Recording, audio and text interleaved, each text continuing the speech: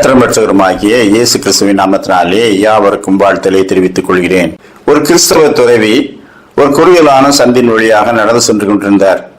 அப்பொழுது எதிரே அவிழ்த்து விடப்பட்ட ஒரு மாடு வேகமாக ஓடி வந்தது.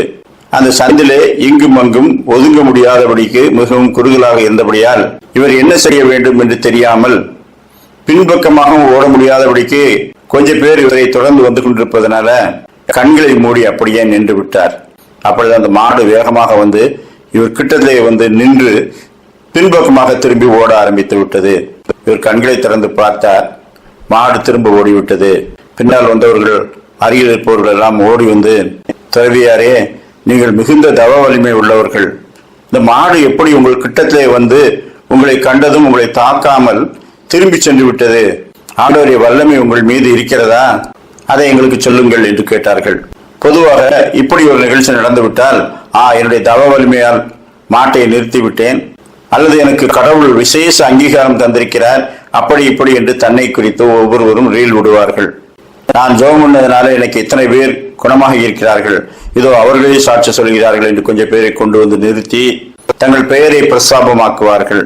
ஆனால் அந்த துறவி சொன்னார், ஐயா, நான் ஒன்றுமே செய்யவில்லை. அந்த மாடு ஏன் என் அருகே வந்து நின்றது, பின்னால திரும்பி ஓடியது என்பது எனக்கு தெரியாது. அப்படியானால் நீங்கள் கண்களை மூடி என்ன யோசித்தீர்கள் என்று கேட்டார்கள். எப்படியும் இந்த மாடு நம்மை முட்டப் போகிறது, கர்த்தாவே, இது என்னை தூக்கி எறிந்தால் எவ்வளவு தூரம் நான் போய் விழுவேன்? 10 அடியா 15 அடியா? இருந்து விட்டு போகட்டும் என்றுதான் நான் கண்களை மூடிக்கொண்டு நின்றேன். ஆக நான் படப்போகிற அந்த கஷ்டத்தை தான் நினைத்தேனே தவிர எனக்கு திடீரென்று இப்படி ரெஸ்கியூ கிடைக்கும் என்று நினைக்கவில்லை. இதுவும் கடவுளுக்கு மகிமை உண்டாக நடந்திருக்கிறது, அவ்வளவுதான் என்று சொன்னார். எல்லாரும் ஆச்சரியப்பட்டார்கள். தன்னை குறித்து உயர்வாக அப்படி இப்படி என்று சொல்வார் என்று நினைத்தால், இல்லை, நான் எதுவும் நினைக்கவில்லை, வேறொன்றும் செய்யவில்லை என்று உண்மையை ஒத்துக்கொள்கிறாரே, அப்படியானால் இவருக்குள்ளே உண்மை இருக்கிறது என்று அவரை பாராட்டினார்கள். சங்கீதம் 63:11, பொய் பேசுகிறவர்களின் வாய் அடைக்கப்படும். மத்தேயு 5:37, உள்ளதை உள்ளதென்றும் இல்லதை இல்லதென்றும் சொல்லுங்கள், இதற்கு மிஞ்சினது தீமையினால் உண்டாயிருக்கும். ஒருவரிடத்திலே கேட்டார், 10 கட்டளைகளிலே எங்காவது பொய் சொல்லாதிருங்கள் என்று கட்டளையே இல்லையே, பொய் சாட்சி சொல்லாதிருங்கள் என்று தானே இருக்கிறது. அப்படியானால் எல்லாரும் அதிகமாக செய்கிற ஒன்றை வேதாகமத்திலே கண்டிக்கப்படாமலே விட்டு விட்டார்களே என்று கேட்டார்.